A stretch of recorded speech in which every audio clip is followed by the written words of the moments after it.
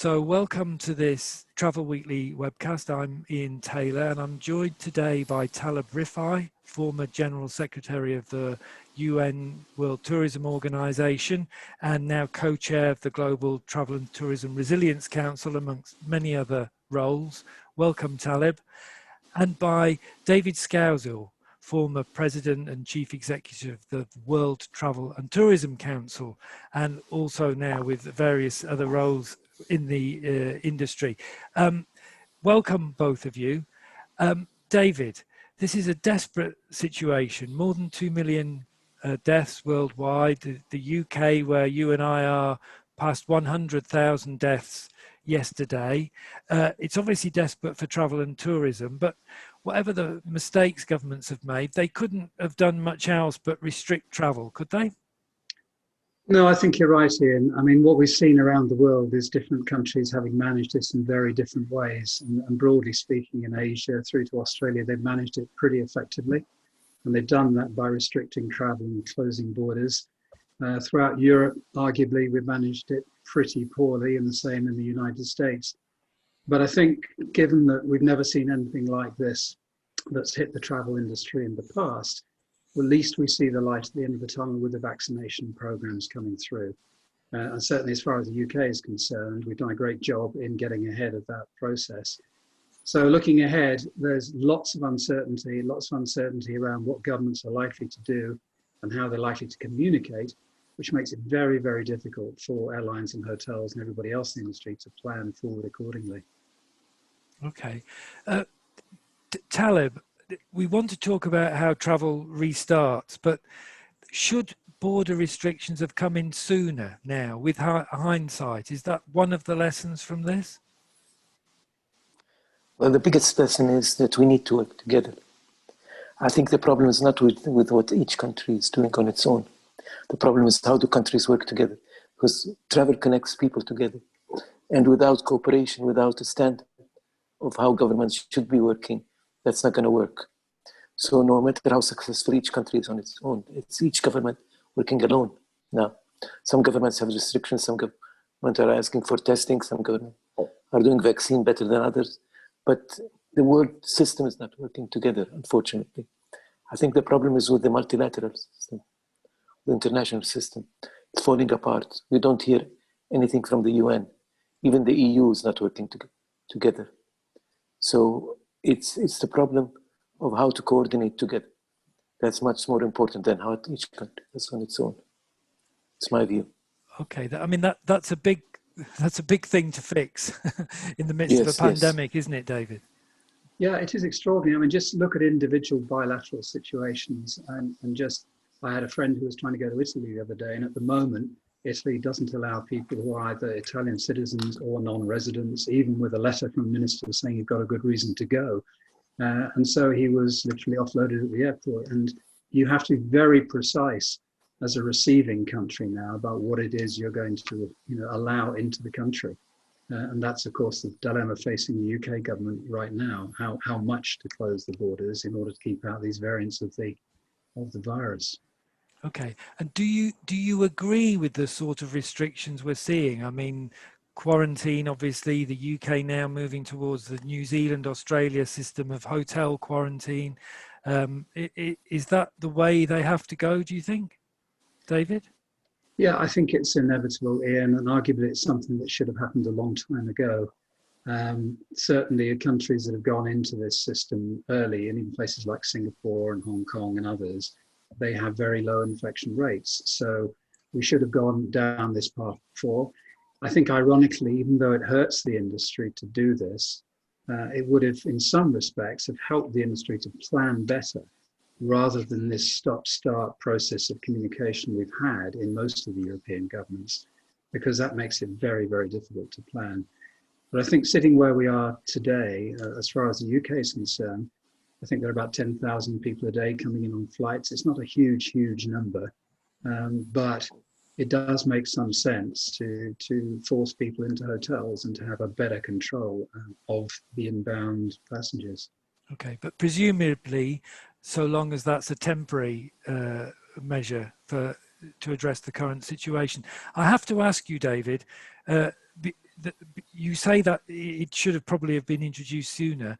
I don't want to put you at loggerheads with your former organisation, the WTTC, but that's not the view of the WTTC, is it? Which has criticised the UK government's proposal.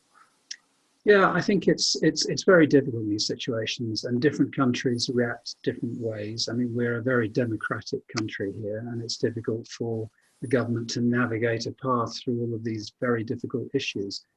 But I think where you have medical evidence that certain countries are at risk of importing something very serious, then you have to take that line. You have to consider all of those things. It's no different to Ebola in the past and the reaction to that, and to SARS.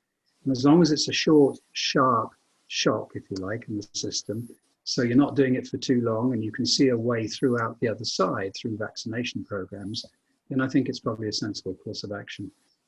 Okay, Taleb, do you share that point of view? I do, but I still insist that the problem is not with each government on its own. The problem is with the international system, because it's important to know, for example, if you land in a country, what do you need to do? The UK must be not different from France, not different from Germany, not different from Hong Kong, not different from Guatemala, even. So I think that's the problem. It's not going into details of what each country must do or must not do. I think the international system must learn how to work together. Unfortunately, it's a failure of the international multilateral system altogether. You were talking about WTTC. UNWTO is not able to bring all this together yet. Even the World Health Organization is not together. I would not go for quarantine. I'd go for testing, for example. I was in Dubai before coming here to Spain. I'm in the south of Spain now. And when I went to Dubai, I was asked to test 72 hours before going there. That was fine. But then when I traveled from Dubai to Spain, that was not applicable at all. I didn't need it, testing altogether. So it's confusing to travelers. And there is no system to govern everybody, then it's not going to work. Plus, I am not very sure about the issue of the vaccine, because vaccine is yet to be proven its success.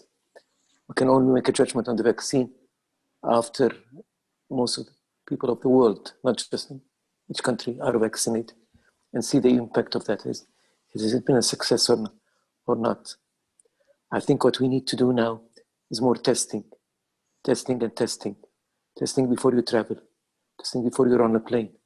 Testing must become more accessible, easier and more affordable, faster. Okay, that's a very good point, but there are at least two big issues with testing, isn't it? One is the reliability of rapid tests, which seem essential if you're for travel. Which don't seem sufficiently sensitive as things stand in the most part. And secondly, there's the cost if it isn't a rapid test. So it might be an option for corporate travelers and high net worth travelers and so on, but it's not really going to get mainstream travel restarted if a family faces paying £120 each for tests before departure, on arrival, and so on. So David, I wonder, do you see testing as the solution here? Yeah, it clearly is. I mean, PCR testing is almost mandatory for every country you're going to now, and that will continue to be the case, for the foreseeable future.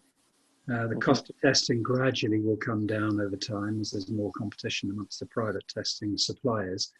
But ultimately, there's so much pent-up demand for travel, and people, despite what's been going on in the last 12 months, seem to have been saving money, according to some of the economic research I've been seeing.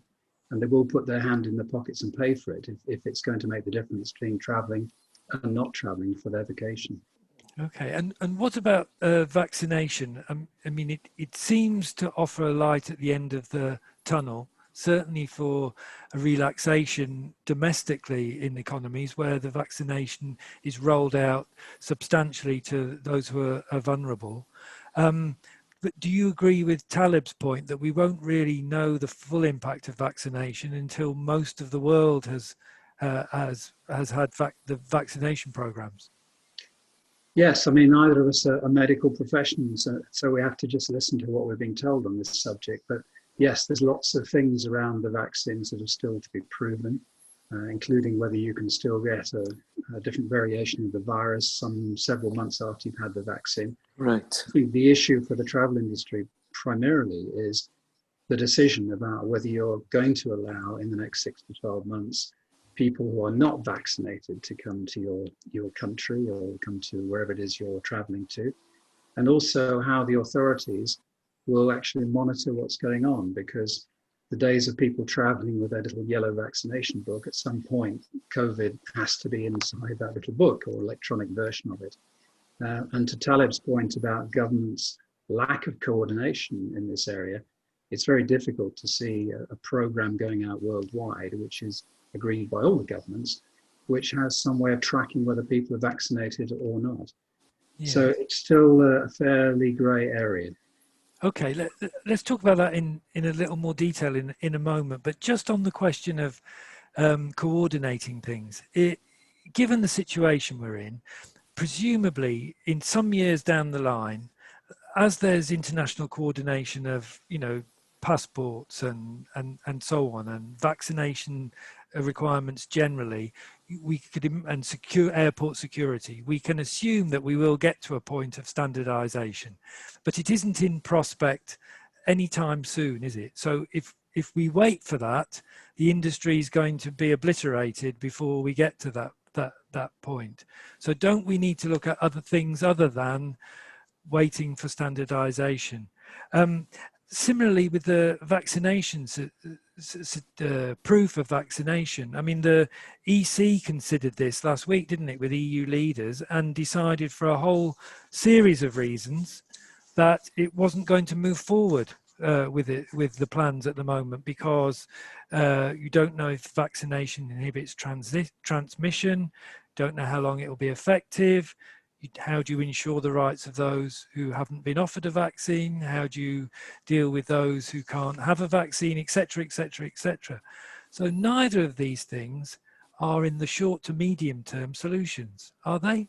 Taleb, or David, sorry, you were going to say something. David and then Taleb. No, I mean, these are long-term solutions, and frankly, I don't think they'll ever come to pass. I see no prospect of having any kind of global documentation, electronic or otherwise, around vaccinations. It just won't happen. The short-term, medium term has to be all around testing. It is about PCR testing, and it's about that 72-hour process. And for a receiving country, if you're looking at it from the direction you're flying, the receiving country has to make its own decisions about what they want to do. Is a PCR test good enough for them or not? Do they want to have tests done 3 or 4 days after people land in a country? And that, again, each country will take its own separate decision about. So the short, medium term is still pretty grey territory. Taleb, do you agree with that? Yes, because David is saying exactly what I'm trying to say here. If each country is going to take its own decision, now we have to separate two things together: what to do and how to do it. The problem is how we're doing it, not what we're doing. We're getting into details of vaccination and testing. But the most important thing is, are we doing it together or not? If we're not doing it together, it doesn't mean anything to anybody at all. Because you can have testing in one country and then no testing in another country, PCR in one country and quarantine in another country. So I think more effort should have been put by now on how to coordinate the system together. Because travel is connection. Travel is not just each government doing it on its own, unfortunately. That's how you do it. What to do is what you're asking us about. What to do is in a matter of interpretation. Is vaccination better than testing, or testing better? How do we make each one of them affordable or not? It's a different issue that we could differ about. Is quarantine a must or not? But what we should not differ about at all is how to do it together. If the international system would say that you need 72 hours of testing before you travel, then that should be everywhere. It cannot be just one country. Even in the EU, I said, UK, for example, insisted on quarantine for a longer period of time. Now, that may be correct, but if they do quarantine and others don't, it doesn't work. Okay. That's what I'm saying. Okay, yeah. So tell me, can travel come back? Can travel get back to where it was before? Of course. Of course, travel has become more than just a luxury additional activity. Travel has become essential in people's life. You can see it now. We've been tested like this before. Not to this extent, but we have been tested as an industry. And I'm sure travel will come back. But how and when is the big question. When is dependent on when does the world realize it has to work together. We can't face this alone. Now, the basic thing is each government is working on its own. We're judging each government by its successes. That's not going to work. I'll give you an example of Jordan, the country I come from. We did excellent at the beginning. We contained it. It was very strict. And the minute we started to open up, because we had to open up for economic reasons and for all obvious reasons, things fell apart because people were coming from other parts of the world. So unless we work together, we're never going to be able to do anything correct. And that's when we start countdown for recovery, not now. Okay, that sounds, Taleb, from what you're saying, as though Jordan had it under control until it reopened its borders. Yes. Yeah. Correct. And Okay. each country is the same. Small countries and non-democratically, so to speak, non-Western countries have done better than others because they were able to impose their own rules. But then, the minute you start opening for travel, everything falls apart because you're expecting others to be like you. Others are not like you. That's the problem. Okay. Is it David? Yeah, and travel is definitely going to come back, it's clear, but it's going to come back at different speeds by segment and by geography. That's right. And if you're running an airline or a hotel business or a cruise line, you're having to make different assumptions on your planning cycles. And I saw some fascinating research from Oxford Economics yesterday, which talked very eloquently about the ramp up towards 2024 and 2025 by segment.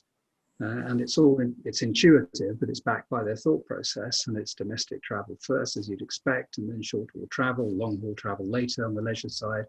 And then, of course, business travel lagging some time behind that. And in business travel, you see all sorts of estimates from the Bill Gates 50% of where it used to be to most of the big travel management companies assume it will get back to 70 or 80% of where it was previously. But I think if you look at it at a macro level, and particularly from an airline perspective, where the airlines are having to think about their flying programs and what shape of their network they're going to have over the next 3 or 4 years, it's going to be a slow climb out, if you excuse the airline expression. And they'll be planning towards 23, 24 to have a reasonable flying program in place, but it will probably be smaller than they were in 2019. But I think the upside of that from aviation point of view is that it's going to be more environmentally friendly because they've taken the opportunity during the last 6 to 9 months to remove a lot of the older aircraft from their fleets. So from that point of view, we'll be coming back from an aviation point of view in a more environmentally friendly way. Okay. And what would you say is the priority now, David? To stimulate the travel? To stimulate travel, yes, for governments, I suppose, and business, and maybe for the associations you and Taleb used to head. Yeah, I think if you look at it from a private sector business, they want clarity of communication from governments. They want to be able to plan further in advance than has been true up to this particular point in time. They've all been hemorrhaging very, very badly, whether it's the hotel groups or the cruise lines. In many countries, they have received significant grants and loans from governments to keep them afloat. The US particularly always reacts very quickly in these situations. But the UK government has been somewhat behind in all of that. I think they've been very good with individual employment benefits and things, but they haven't taken a broader view of airlines, airports, and some of the hotel groups. But the kickstarting has got to be led by governments. It's going to be led by testing, led by vaccination programs, and by clear communication as far as they can in advance about what customers are going to be allowed to do and not allowed to do. And that gives the industry an opportunity to start planning ahead in a more effective way than they've been able to in the last 6 months. Taleb? I agree, but I think it's in the hands of governments now, unfortunately. The private sector is simply reacting to what governments are doing. Governments are taking things into their own hands. And each government is working alone. As I said, I want to emphasize this again and again. As long as they work alone, there is no success, because the industry needs to listen to one voice. Now, speaking about the organizations that we both belong to, that's what I expect you and WTO to do. That's what I expect the UN to do altogether, to try and harmonize the procedures everywhere in the world. That's the only way to do it. Because otherwise, you can't have an airline traveling to UK with some regulations, traveling to the US with different regulations, traveling to Kenya with a different regulation altogether. That doesn't work for them. Airlines can do whatever they want to do, but at the end of the day, they're in the hands of governments. Each government is taking it on its own, unfortunately. Okay, airlines are highly accomplished at complying with all sorts of regulations and also regularizing what they have to do. But Taleb, it seems quite a pessimistic view you're taking. Do you see anything to be optimistic about in the situation Yes, at the moment? Very much so. I think, like the Chinese say, there's an opportunity coming out of every crisis. In China, the word opportunity and the word crisis are one word. And I see the light of the end of the tunnel, definitely. I see it, but I think we have to go through some hard times before we get there. Because what we need to do is build the international system from bottom up again. The entire international system is falling apart. So basically, what we're doing now is learning the lesson the hard way. And what David was talking about is very correct. We now need to look at the sustainability part. In other words, what has we learned from this crisis? We've learned many lessons. I think vacations are going to be different from now on. It's going to be more a family vacation, smaller groups, outdoor more than indoor, more than city visits, so on and so forth. There is more emphasis on domestic tourism, which was ignored in the past because of the travel complication. Now, I believe that this is a matter of principle before it's a matter of need. We should have started with emphasizing domestic tourism way before. In the US and Europe, 70 to 75% of the travel is domestic. If you go to some developing countries, they don't consider domestic tourism altogether. If you don't get somebody with blue eyes and a blonde person coming from Europe or the UK, that's not a tour to them. I believe the country cannot be enjoyed by anybody outside the country before it's enjoyed by its own people. So I think domestic tourism is one big lesson that can come out of it. I'm very optimistic about this, for example. You can see that very clearly in the way the big platforms are performing. So Expedia, Booking, Airbnb, there's the shift towards domestic purchasing and people's staycationing has been quite dramatic. And most people have followed what happened with Airbnb in the last 12 months, because from the shock that everybody else in the industry received, suddenly they started to see this huge rebound with everybody booking domestically around the world. And then ultimately it went through a massive IPO, which suddenly they're now valued as the most valuable travel business. And that was just in a 6-month period. But it was driven by customers taking domestic vacations, and in the US, people just driving within 200 miles of their homes. So there's a definite shift. But in other countries, UK being one, actually there's a limited amount of domestic accommodation for people, and there is still this massive pent-up demand to get on an airplane. So the sooner people will be able to do that, arguably, the better it will be. Oh, okay. I wonder, this shift you're talking about, can you really be certain that it's long-standing and not just a product of the current situation? Because one could last year much more easily go on holiday domestically than you could abroad, and that's likely to be the same situation this year, isn't it? But can we really conclude that that's a long-term development? Look, let's admit it. International tourism is more beneficial to the economy. Brings in foreign currency, it fixes balance of trade.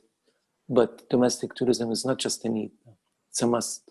No country can or should be enjoyed by anybody before it's enjoyed by its own people. That's definitely a sustainability principle. walls must be lowered between the local community and the visitors. And the only way to do that is to make visitors travel around and enjoy and see what others are seeing in their own country. I'm saying this from a developing country perspective now. And yes, it will be sustained even after the crisis, because once you start in people enjoying their own country and getting to habit of travel within their own country, that's going to be the norm, much more than before. We won't go back to international tourism suddenly. You know, there are 3 phases to our recovery. Phase number 1 is to keep businesses alive. As David has just said, in other words, what we need to do is make sure that we pay off to keep the businesses alive. We need to pump in some money, some support. Secondly, we start with domestic and regional tourism. Thirdly, we go to international tourism. We can't just jump to international tourism immediately now. It's not going to happen. Okay. Second thing about international tourism is very important now. Long-term stay is becoming very fashionable. For example, the digital nomad thing is an outcome of this crisis. It's an opportunity for us, because instead of having 10 people stay for 1 day, you have 1 person staying for 10 days, for example. So long-term stays, health and wellness, and working abroad, that's going to be a trend that would, but all that, in addition to domestic tourism, needs a shift of mind, needs a shift of mindset. We need to think differently. Tour operators need to think differently when they cater for domestic tourists. Promotion organizations need to think differently. They're promoting their own people. And also when we're promoting digital nomads, for example, we need to solve the issue of visas. It's not anymore just a week or 2. It's a month or 2 people are staying. Taxes should be also settled for these people. There are so many things connected to these new trends that need to be sorted out at the government level. Okay, I hesitate to disagree with you, Taleb, but I'm not sure about the long stays. I mean, I think one thing that will be an outcome of this immediately is pressure on people to take their holidays, but also to fit in with their colleagues if they're at work with taking holidays. So there's extreme pressure to take limited holidays, short holidays, not for everyone to be able to take them at the times of the year they want to, and so on. And as people come back from furlough, I think that's going to be a general trend. I think long stays will be very tricky. I've been in the south of Spain now for 4 months. I'm a digital nomad myself. I'm doing work from abroad. My daughter is here with me. She works in the UK. She's been here for 2 months. So we're going to see more people looking for destinations that are attractive, that are pleasant, can come and stay. But hotels must cater for that. They must start giving rates, not just for a night or 2, for weeks and for months sometimes. And promotion must be different. I disagree with you also. Yeah. I think digital nomads are going to become a trend in the future. Okay. Well, Taleb, you're leading the way as ever. I can see, and maybe the two things will happen. David, can we talk a moment about the impact of all this on destinations? Because we know about the impact on airlines and so on, and the demands for support and so on, which, as you say, haven't borne as much fruit in the UK as in some places. But the implications on destinations are devastating. And if Taleb's right and you're right that domestic tourism will be the big beneficiary initially, I mean that's great for some destinations, but it's not fantastic for Nepal or Burma or a whole host of destinations, is it? So what are the implications? Well, the short-term implications are pretty dire, because the long-haul travel market particularly is going to be somewhat difficult over the next period of time. And what's been happening clearly in all of these destinations, which are typical, let's call them adventure-type destinations, is a lot of people are sitting around unemployed, whether it's tour guides or bus drivers, all the people that feed off that aspect of the industry. And again, it's going to demand a long climate. It's not going to be easy. And the destinations that recover fastest will be those that take government money into their tourism organizations and start to deploy that, either to prop up businesses that potentially are going to go under. I'm talking about receiving businesses in these places.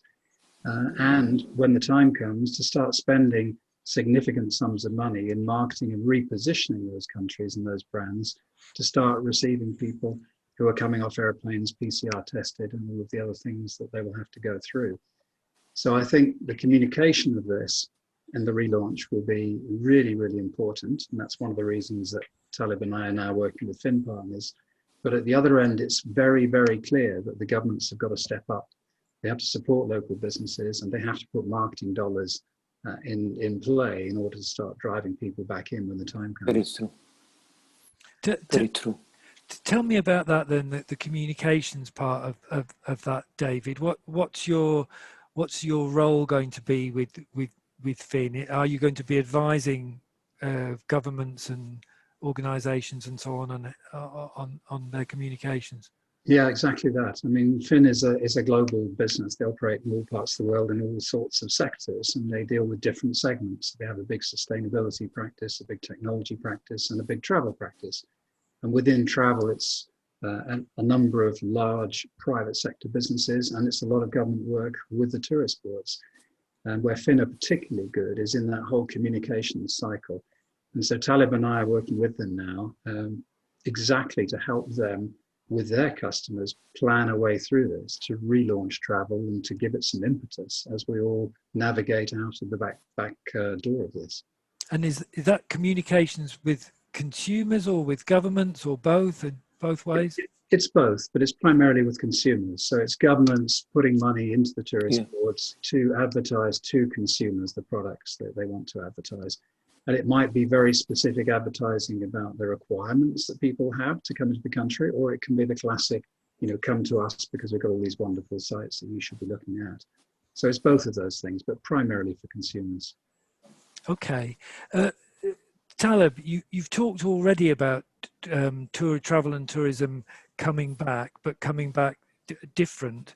We used all the time to hear that the travel and tourism grew globally an average 4% year on year, and it's done that for decades now.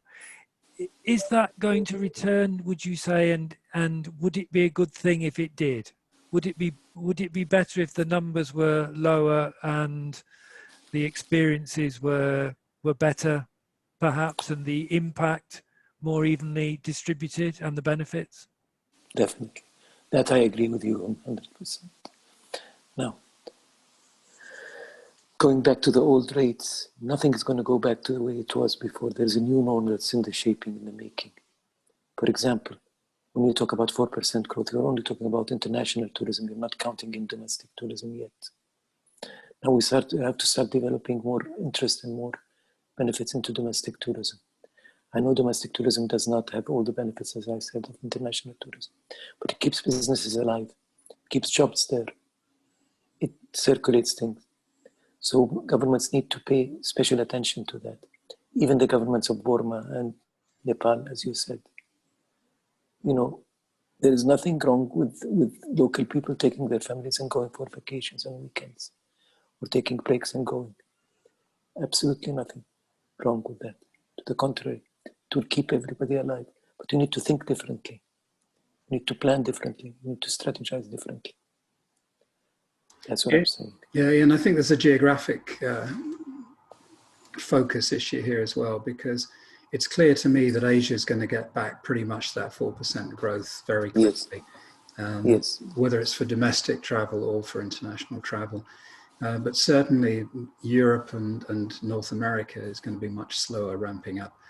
And I think we'll leave it to people like Oxford Economics to run the numbers and give us the forecasts, because those are very key forecasts for the industry to plan their business around. Okay.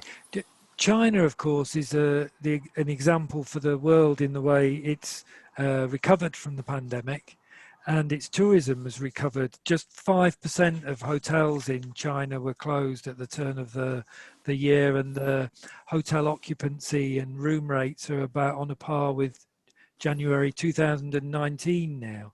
So that bears out what you were saying, David. You think that's going to be the model across Asia, do you, by and large, but not for Europe and the United States?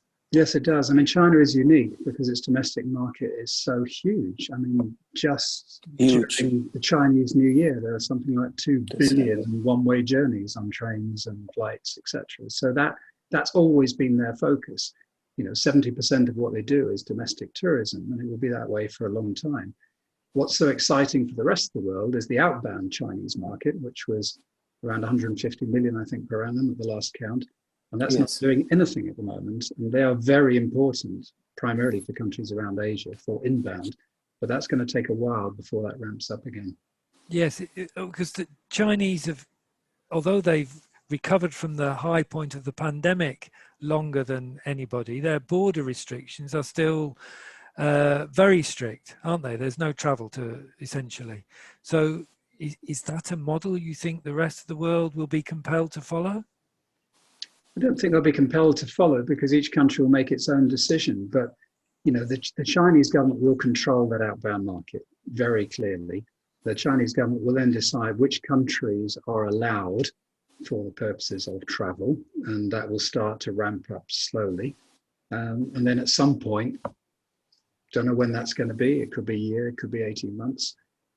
Most of the countries that Chinese customers want to go to will be able to receive them. And the Chinese government will have allowed that to happen. But it will be a country by country ramp up again. Okay. Taleb, what lessons would you take from the pandemic, would you say? That what lessons should the industry take? Well, let me talk about China a little bit, if you don't mind. Okay, of course, yeah. China is a world of its own. China is not just another country. China is a world. And when the world is deprived of the Chinese visitors, the world will suffer altogether.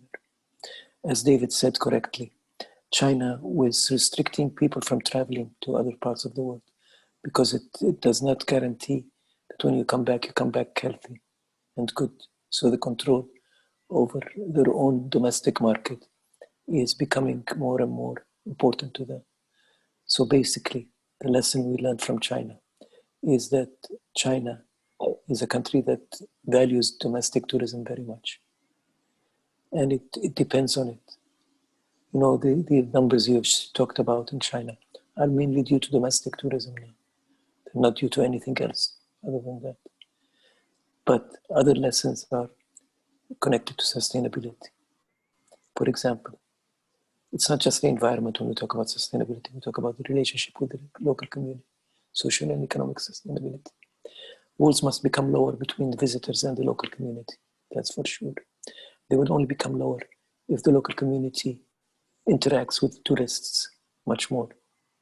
I mean, foreign tourists. And that's a lesson that we should learn from now. I've been advocating that for a long period of time. Now is the time to emphasize it more and more.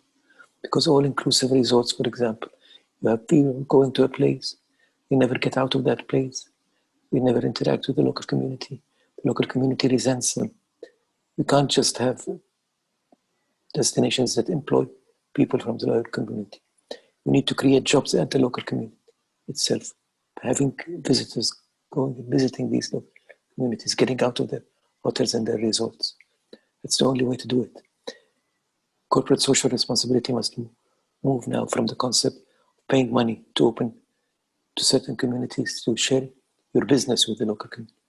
That's how it should be. It's not just being part of your capital, it's sharing your business. If you're not ready to share your business, you have no future as an industry. That's a lesson we should learn. Okay. Besides other lessons. It's a good point, although there are different sorts of all-inclusives, aren't there? I think if we had somebody from TUI on this call, they'd say, well, with their all-inclusives, they employ local people and they enable them to provide a much more ecologically friendly holiday, minimizing the impact on the environment and so on, because it's an all-inclusive, than if it were not. I tell you, if you provide a job to somebody now, But this job is not created where you live. Then you are going to be working every day, going and feeding and serving the rich people of the world, going back every day to your own home, seeing the difference in the standards of living. That's not going to create a healthy environment. You'll be appreciating now having a job, but your son and your grandson would not be happy to go every day and work serving the rich people of the world, to go back and see his own difference in standards of living. So there is no other solution. We have no option other than to interact more and lower the walls.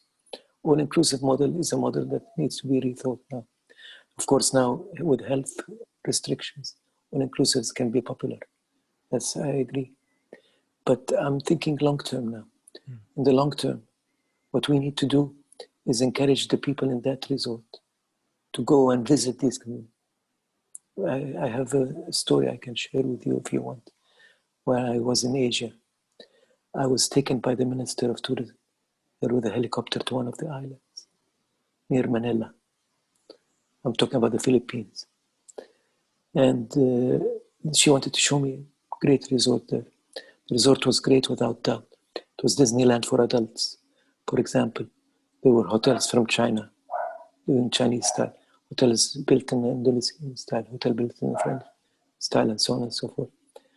But when we landed there, we realized from the owner there that he had to buy the entire island to be able to control that investment. Now, what he didn't tell me at the time is that 90,000 people living on that. 90,000. What happened to them? When I asked about it, he said, oh, don't worry about it. They're all working in my hotel. I'm providing them with jobs. I pay for their clinics. I pay for their schools. I pay for their everything.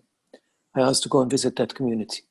When I went there, I came back. He said, what did you find out? I said, you're right. People are very appreciative of the jobs that you are providing. But, he said, oh, there's a but. I said, there's a big but. What's the but? Is that I'm not sure that the children and grandchildren will be happy to continue their serving the rich people of the world to go back to the village and see how poor they are. I said, what should I do? I said, you should encourage your people to go visit that village. Let people there create their own jobs. People will start having their own little shops, their own little services to serve these visitors. That's the only way to make the people embrace that thing. In India, for example, there was a hotel near Hyderabad that was burned down by the local community because in a moonless night, one night, they just went out and found out that this is not the place. That they're a poor community right next to a very rich and luxurious hotel. That doesn't work like this anymore. Yeah. You have to equalize things. That's what I mean by lowering the walls between the local community and the visitors. We need an equalization. That's a very good point, Taleb. I'm conscious of the time now. David, one final question to you then. What lessons would you say there are from the pandemic? I can remember under your predecessor's regime at the WTTC, quite a lot of communication about the threats of a pandemic. This was at the time of bird flu and so on, and the need for the industry to be prepared for a pandemic. Really, the world has been fairly woefully unprepared for COVID, hasn't it? What lessons would you take? Yes, you're right, Ian. I mean, the industry is very good at practicing for disasters, whether they're terrorist disasters or natural disasters, but they have not been prepared for a pandemic of this order, and nor were the governments in terms of what they needed to do in the early stages. So one of the big lessons of this is around planning. Every single company will have gone through a different cycle here, and they've learnt a huge amount of not just how to deal with this kind of situation, but also how to come out of it, and in many cases come out of it in a much more sustainable way than they're perhaps operating in the past. But overall, I mean, I'm very optimistic about travel coming back, and even business travel. We get very used to these conference calls and Zoom calls, but actually most of it is with people we've already built relationships with in the past rather than new people. And there is going to be a pent-up demand for business travel as well. So I'm overall very optimistic, but the difficulty is that none of us can anticipate how fast it's going to come back, and where geographically it's going to come back, and thereby lies the planning problem for all of the private sector businesses. Okay. Look, you've been two marvellous subjects for a webcast. It's great to see you both. Thank you so much for joining me this morning. Stay well, both of you, and good luck with your involvement with Finn and everything else you're involved in. Thank you. Thank you.